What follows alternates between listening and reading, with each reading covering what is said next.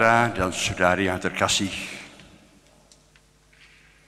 untung saya pernah boleh mendengarkan sharing pengalaman hidup dari seorang wanita dalam relasi dengan suaminya.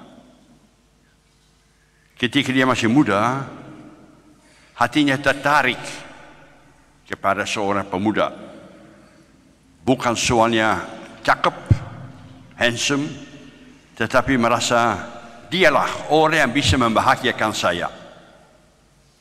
Dia senang menemukan pacar yang dapat diandalkan. Maka ketika tambah usia, dia berani mengikat janji pernikahan. Saya akan setia kepada kamu dalam suka dan duka seumur hidup. Hari-hari pernikahan berjalan dengan baik-baik. Dia betul-betul merasa happy pada idolanya, pada kekasihnya. Tapi tambah hari, sepertinya keingusannya, matanya yang tadinya buta, mulai terbuka. Ternyata kekasihnya beda daripada yang dia harapkan. Yang diharapkan adalah supaya kekasihnya bisa memanjakan dia, bahwa kekasihnya bisa membahagiakan dia, bahwa kekasihnya bisa mencintai dia. Tapi ternyata kadang-kadang terjadi perbedaan. Ternyata kekasihnya, idolanya bisa kasar, bisa marah, bisa mau menang sendiri, ada egois. Dia mulai bertanya, apakah saya nikah terlalu dini, belum mengerti tentang cinta? Apakah saya tertipu? Sebenarnya mengharapkan bahwa dalam pernikahan suaminya akan membahagiakan dia.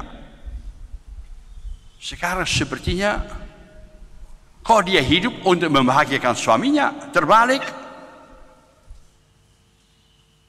Tadinya dipikir suami akan memanjakan dia, akan memberi kepada dia kebahagiaan apa saja yang dibutuhkan. Tapi suaminya nuntut supaya dia nurut sama dia, supaya dia menyenangkan suaminya. Terbalik. Maka terjadi semacam krisis, perang batin dalam dirinya. Dia mulai bertanya, buat apa sebenarnya saya menikah? Apa sebenarnya artinya mencintai seseorang? Ada godaan-godaan, ada dunia, ada iblis yang mulai berbisik kepadanya. Neng, salah pilih, tinggal saja. Dia tidak mau membahagiakan kamu. Dia egois, nggak bisa. Maka si wanita itu merasa harus berpikir, harus bertanya-tanya.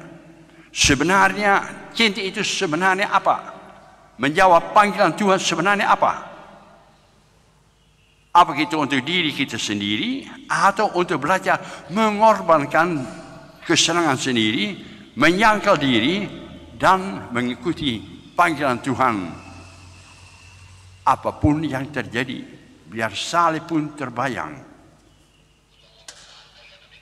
Menikah, menerima panggilan dari Tuhan, kesetiaan itu tidak semanis seperti yang banyak orang berpikir. Banyak orang menikah, menerima panggilan itu, wow, merasa happy, saya akan berhasil, sukses terjamin. Tapi lewat beberapa waktu, terjadi krisis dalam hidup mereka. Terbalik. Saya bisa menjadi bahagia hanya kalau saya mampu, kalau saya bersedia untuk melayani. Aku hidup bukan untuk diriku sendiri. Aku dipanggil untuk belajar, untuk menghidupkan orang-orang lain. Pun Kalau itu berarti menyangkal, melepaskan cita-cita sendiri. Pun kita berarti mau berkorban, memikul salib. Hanya dalam kerelaan menyangkal diri, hanya dalam kesanggupan untuk memikul salib, kata Yesus, letaknya keselamatanmu. Bukan dalam menteri manja. Bukan dalam menteri supaya kehendak saya terjadi. Bukan supaya suami selalu nurut sama saya. Terbalik. Aku hidup, aku nikah untuk membahagiakan dia. Aku menikah untuk membawa dia ke pintu surga. Maka bukan hanya wanita itu tadi. Banyak orang mengalami semacam krisis dalam hidup mereka. Hidup itu mengajukan pertanyaan kepada kita. Apa sebenarnya cinta yang sejati? Di mana kiranya letaknya kebahagiaan yang saya dambakan? Tentu menjawab sangat jelas. Kebahagiaan yang kamu dambakan letaknya pada kerelaanmu untuk mengubah pandanganmu, menyangkal diri, mengubah tuntutanmu, mau menjadi berkorban, mau menjadi penolong bagi orang-orang lain. Perang batin. Hidup tidak seindah seperti yang saya dambakan. Beda. Perang batin itu juga dialami oleh Yeremia. Yeremia itu seorang nabi yang besar, merasa dipanggil oleh Tuhan, mencintai Tuhan, berapi-api untuk menyelamatkan umat yang dipercayakan kepadanya. Dia mau membebaskan orang-orang itu dari kebiasaan menyembah dewa-dewa palsu untuk hidup seenak sendiri saja. Dia dengan semangat, jangan berkobar-kobar, dia berkobar menyampaikan, saudara salah hidup, saudara dimakan oleh iblis, saudara dimakan oleh dunia. Bukan demikian. Kalau mau menjadi bahagia, berpalinglah kepada Tuhan saja. Semangat, bahagia. Tahu-taunya ditolak, dicemoohkan, ditahan, malah mau dibunuh. Terjadi perang batin. Apalagi Tuhan terasa hidup diam-diam saja. Tuhan tidak membela dia. Akhirnya ada krisis dalam hidupnya. Tapi walaupun dia mau mengundurkan diri, walaupun dia mau melarikan diri, ada api cinta, panggilan utama, panggilan dasar ada dalam hatinya. Yeremia terus bertahan, selamatkan orang-orang lain. Jangan memikirkan dirimu sendiri. Kembali dia tampil. Kembali dia melaksanakan kehendak Allah. Yakin bahwa akhirnya hidup saya, korban saya, kerelaan saya letaknya dalam membahagiakan umat yang Tuhan percayakan kepada saya. Kita berjumpa hari ini juga dengan Petrus. Petrus itu orang hebat. Engkau adalah Mesias, putra Allah. Wah, jempol. Jempol kamu. Bagus, luar biasa. Kemudian Yesus mengatakan, tapi punten. Saya harus menderita. Saya akan ditangkap. Saya akan dibunuh. Tapi pada hari yang ketiga saya bangkit. Petrus tersinggung. Stop, jangan ngacau, jangan ngomong kayak ginian. Engkau Mesias, luar biasa, menang selalu. Kemudian Yesus mengatakan, enyahlah iblis. Muridnya yang paling utama, yang paling dicintai, kau disebut iblis. Kau hanya mikir dirimu sendiri saja. Kau hanya mau mengikuti saya selama menguntungkan. Kalau tidak menguntungkan, kau kabur. Petrus tunduk kepala. Perang batin.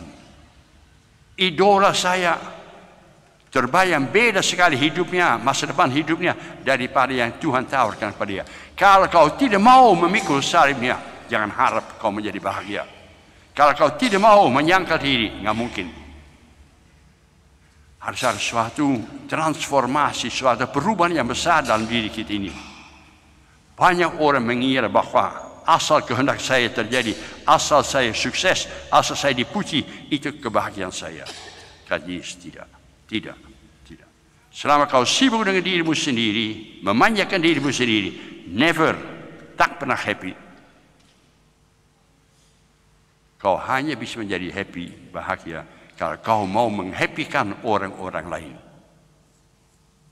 Dan dalam diri orang-orang lain kita melayani Tuhan. Semoga pernikahan kita, panggilan kita, tugas kita yang kita terima dari Allah dapat kita terima. Mencari cinta yang sejati, mencari kebahagiaan yang sejati, yang lebih dalam daripada hanya lahiriah saja. Letaknya dalam mengatakan yes kepada Tuhan, walaupun salib terbayang. Semoga saja kita setia pada janji permandian kita, pada janji pernikahan kita, pada panggilan yang Tuhan berikan pada kita, dan di situ menemukan hidup bahagia dan abadi. Semoga demikian.